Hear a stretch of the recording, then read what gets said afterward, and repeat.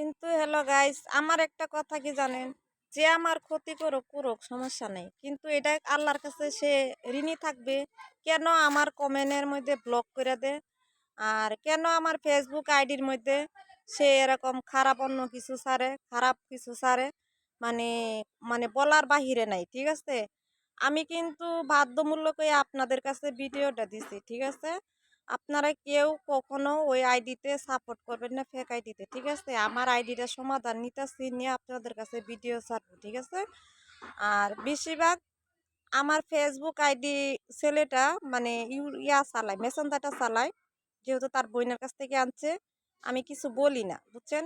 বলি না কিসের জন্য বুঝছেন? যাকে একবার কথা না বললে এত বকা দিলাম, ভিডিওর মধ্যে এত খারাপ খারাপ কথা বললাম, সবটি ভিডিও ওর কাছে গেছি। লাস্টে কি করলো, ভিডিওগুলোর মধ্যে রিপোর্ট মেরে দিতে, যাতে কেউ না শুনতে পারে।